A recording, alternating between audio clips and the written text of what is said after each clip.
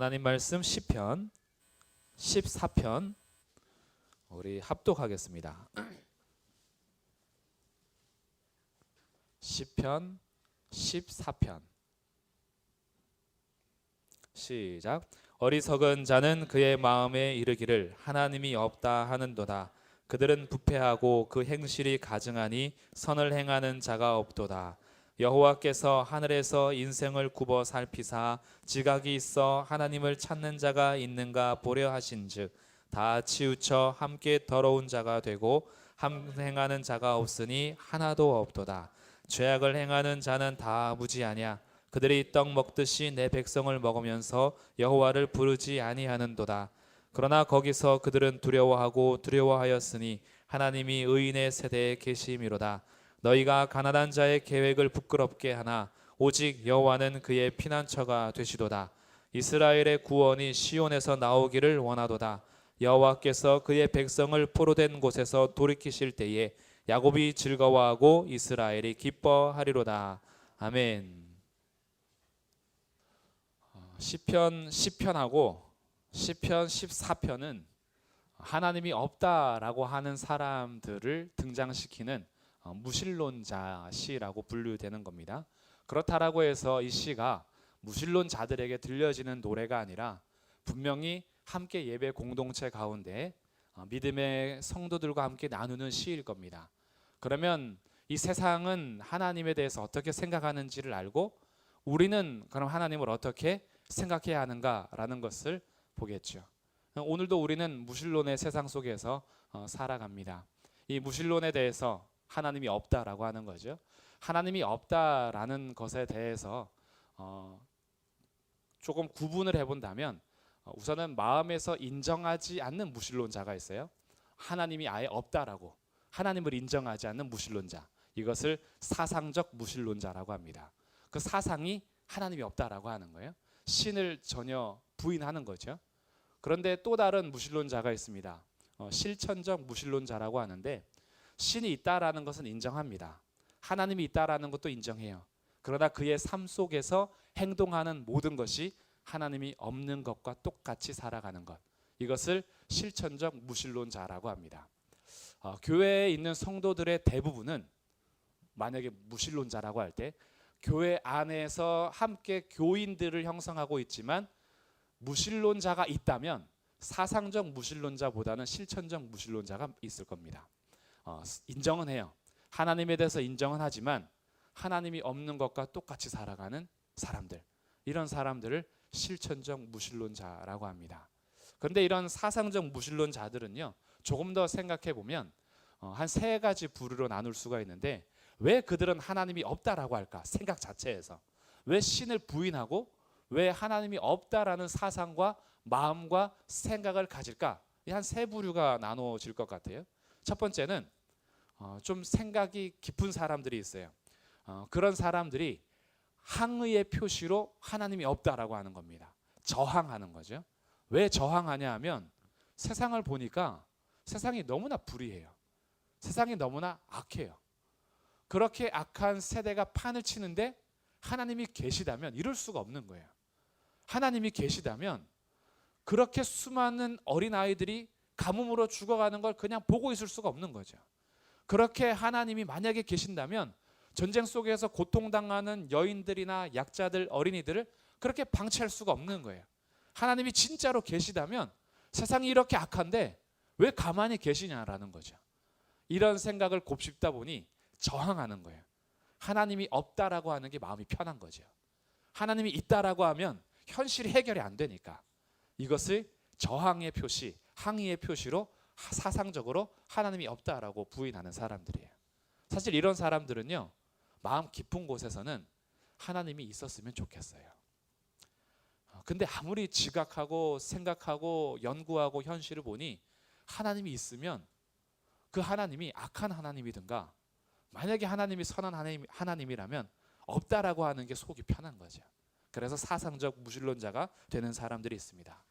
어떤 경우는 두 번째 부류들은 지적인 결함 때문에 사상적 무신론자가 되기도 해요. 이런 지적인 결함은 생각 속에서 어떠한 얕은 지식이나 잘못된 지식들을 접함으로 하나님에 대해서 거부하면서 크기 시작하는 거죠. 그래서 똑똑한 사람들, 배운 사람들, 이성적이고 합리적인 사람들은, 그리고 유명하고 성인의 반열에 오르는 사람들은 하나님을 부정하는 사람, 하나님이 없다라고 하는 것이 오히려 이성적이고 합리적인 것처럼 보이다 보니 하나님에 대해서 적잖이 실망을 하거나 아니면 하나님에 대한 지식의 결함으로 인하여서 하나님이 없다라고 외치는 부류들도 있을 겁니다. 근데 세 번째 부류는 오늘 시편에 등장하는 사람들과 같은 모습들인데 악의적으로 하나님을 부인하는 사람들입니다. 악의적으로 무신론자가 되는 거예요. 하나님이 아예 없다라고 부정하는 사람들을 성경에서는 이렇게 표현을 하고 있습니다. 10장 4절을 한번 보시겠어요? 시편 4절 같이 한번 읽어보겠습니다. 시작. 악인은 그의 교만한 얼굴로 말하기를 여호와께서 이를 감찰하지 아니하신다 하며 그의 모든 사상에 하나님이 없다 하나이다. 자, 그의 모든 사상에 하나님이 없다라고 하는 이 사람을 4절에서 뭐라고 했어요? 악인이라고 했어요. 악인.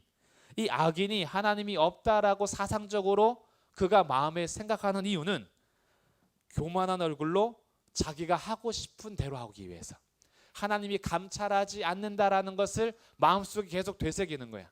이렇게 해도 별일 없어, 이렇게 해도 괜찮을 거야, 이렇게 해도 상관없어 라고 자기의 행동에 대해서 계속 악한 일을 하기 위해서 하나님이 없다라고 하는 거예요. 그러다 보니 3절에 악인의 특징이 나왔는데 그의 마음에 욕심을 자랑하고 탐욕을 부립니다. 하고 싶은 대로 살고 싶은 거죠. 그러다 보니 여호와를 배반하고 멸시하는 거예요. 그래서 악의적으로 하나님이 없다라고 하는 겁니다. 14편에서도 마찬가지예요. 14편 1절을 같이 한번 또 읽어보겠습니다.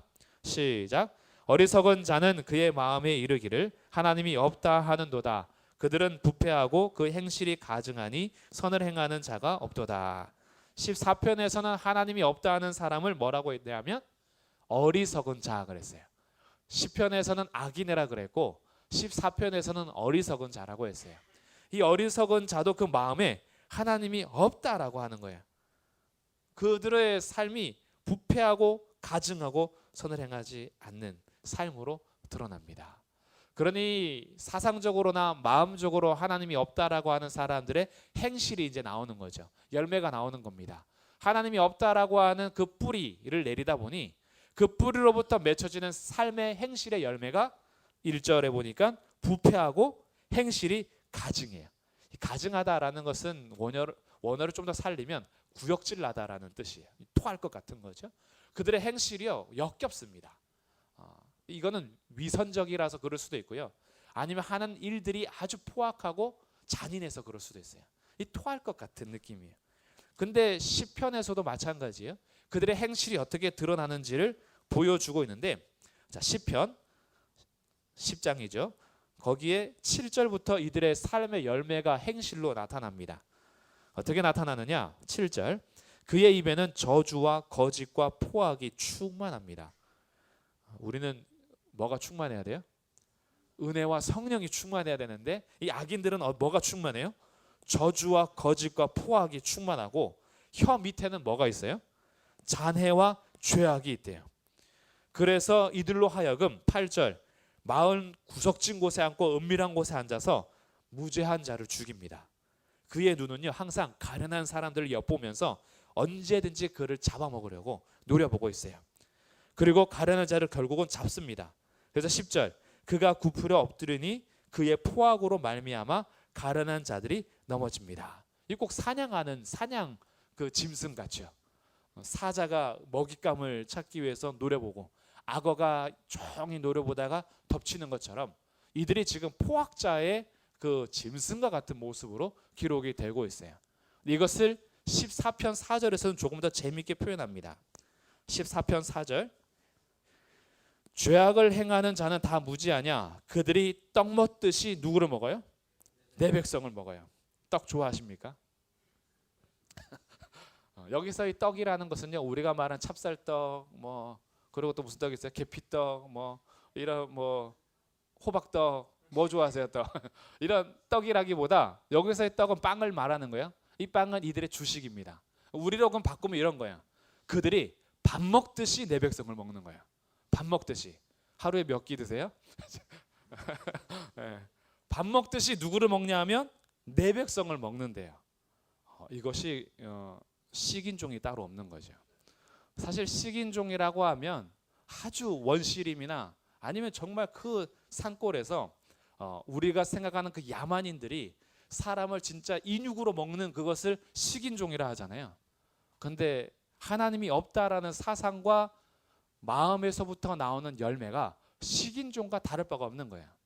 시편에서는 그 엎드려서 연약한 짐승을 잡아먹는 이 사냥꾼에 비유했다면, 여기에서는 밥 먹듯이 내 백성을 먹어 치우는 이런 것으로 비유를 한 거죠.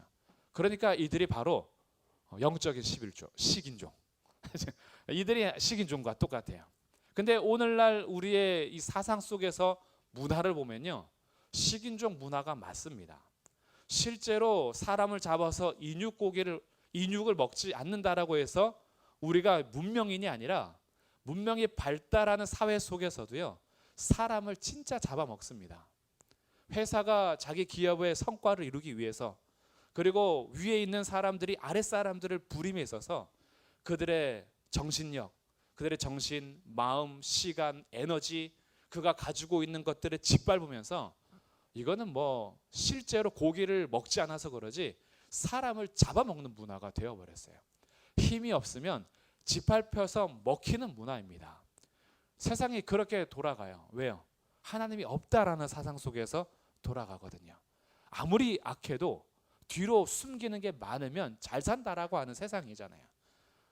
개같이 벌어서 정승같이 쓰라고 열심히 벌어서 쓸 때 고귀하게 쓰라는 우리들의 말을 이제는 바꿔서요, 수단과 방법을 가리지 말고 쌓아놓으면 그것이 선이라고 하는 세상이에요. 그것이 정의라고 하는 세상입니다. 결국은 짓밟아서 위에 올라가야 그것이 이김이라고 여기는 세상이 오늘 우리의 문화예요. 그러다 보니까 우리의 문화가 하나님이 없다라는 사상과 동일한 식인종의 문화를 갖고 있는 거죠. 이런 문화 속에서 성도들이 살아갑니다. 차라리 하나님께서 믿음을 주신 다음에 우리들만의 세상을 따로 만들어 주셨으면 우리들은 걱정이 사실은 정말 많이 줄어들 거예요. 그리스도인들만의 세상이 지구 말고 다른 별에 하나 더 있는 거죠. 그래서 예수님 믿으면 바로 어떻게 해요? 주님께서 그 별에다 옮겨 두시는 거예요. 그러면은 거긴 다 믿는 사람들만 있어요. 그러면 이 세상 문화 속에서 부딪힐 것이 없을 것 같죠. 근데 우리들은 예수님을 믿고도 여전히 어디에 살고 있냐 하면 이 식인종 문화에 살고 있어요. 그리고 나도 식인종처럼 여전히 살아갈 수가 있어요. 왜냐하면 사상적 무신론자는 아닌데 실천적 무신론자로 살아갈 때가 많거든요.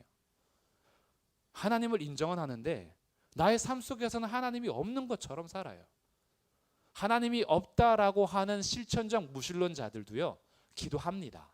근데 기도할 때 왜 기도하냐 하면 하나님이 내 기도에 대해서 들어주든 들어주지 않든 상관이 없어요. 내가 어떤 한 공간에서 눈물을 흘리고 소리를 치고 내 마음에 있는 것을 다 쏟아놓으면 마음이 후련해져요. 하나님이 듣든지 안 듣든지 상관이 없어요. 실천적 무신론자들의 기도예요. 하나님이 있다라는 건 인정하지만 내 기도에 응답하는 것에 대해서 믿지 않아요. 내 기도를 실제로 이렇게 듣는다라는 것을 인정하지 않아요. 하나님이 실제로 이 세상을 역사하시고 주관하신다라는 걸 믿지 않아요. 하나님의 섭리도 통치도 믿지 않아요. 그냥 하나님은 신 중에 한 명으로 인정할 뿐이에요.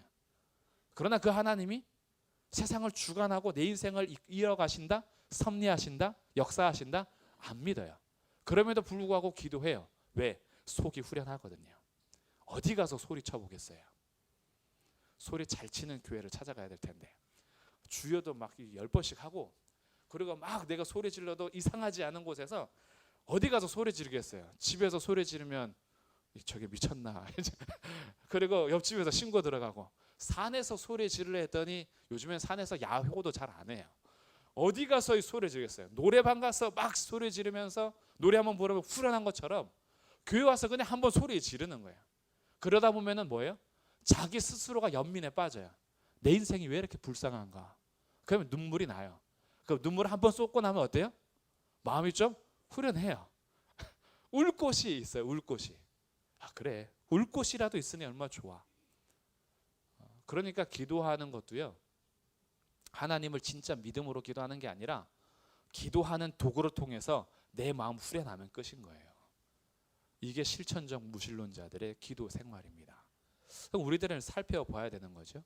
우리들이 지금 여기 나온 악인과 어리석은 사람들처럼 전면적으로 우리의 사상이나 마음속에서 하나님이 없다라고 하진 않아요.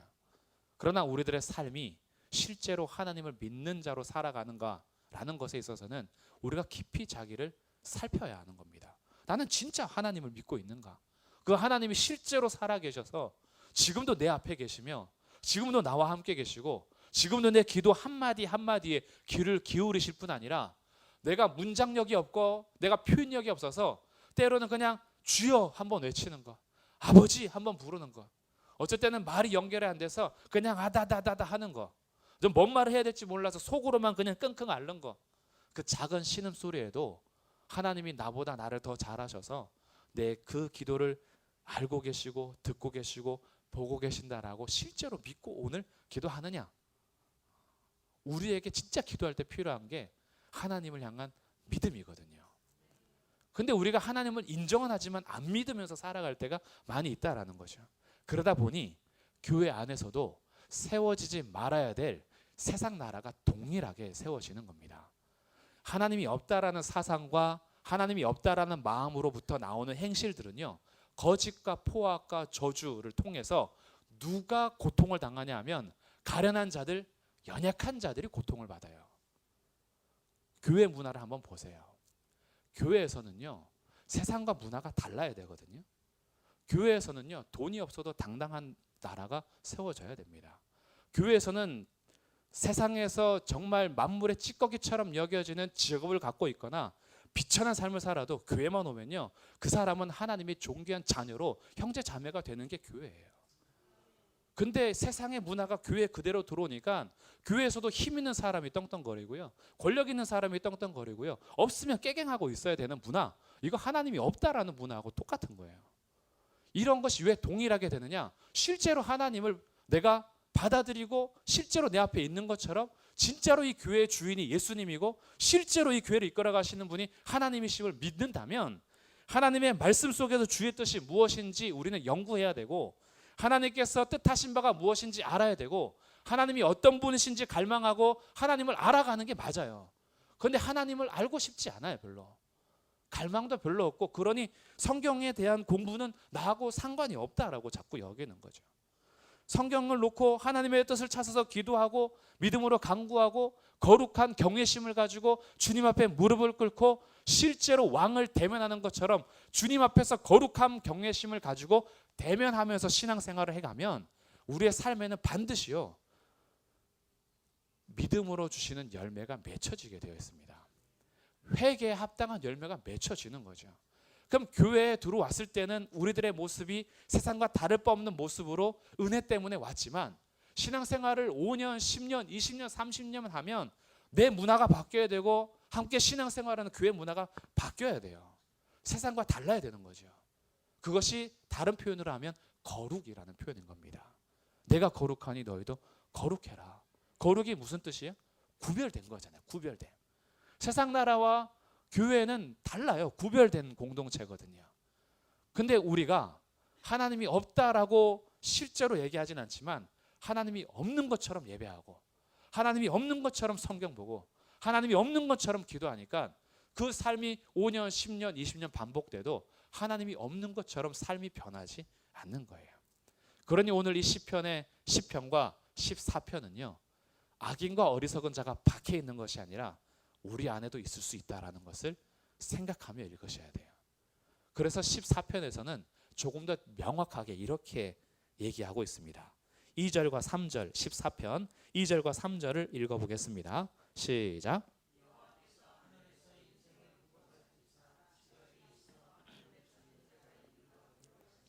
다 치우쳐 함께 더러운 자가 되고 선을 행하는 자가 없으니 하나도 없도다.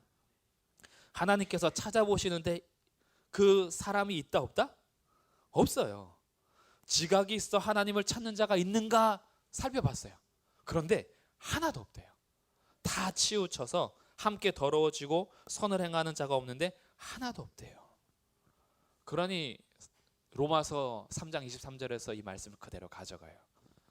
이 세상 3장 10절 그 죄에 대해서 계속 얘기하면서 의인은 없나니 하나도 없도다.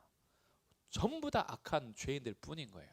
그러니 우리의 삶을 사실 돌아보면 이 시편 무신론 시라는 이 시편과 14편을 읽으면서 아, 나와 무관하시구나, 그렇지가 않다라는 걸 알게 되죠.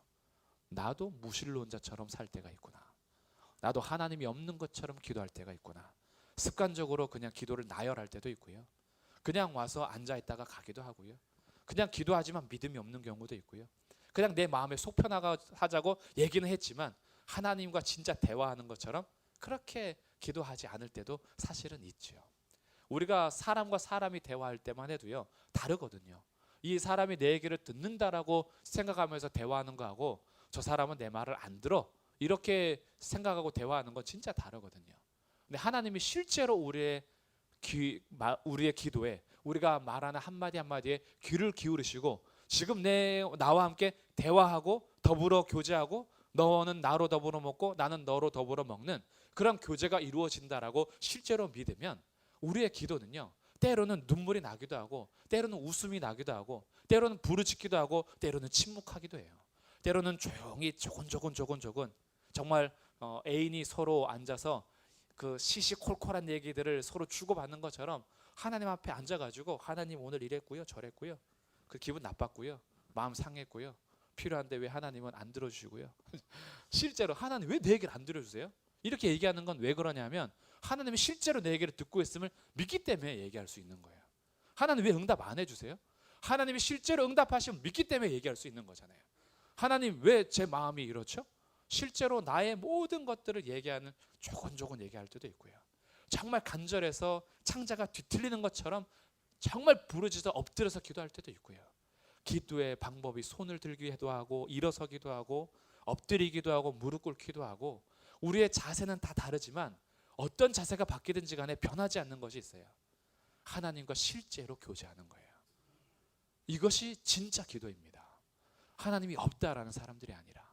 그러니까 이 하나님이 없다라는 문화가 우리들에게서 떨쳐져 버리는 그 출발은 진짜 믿음을 가지고 기도하면서 출발하는 거예요.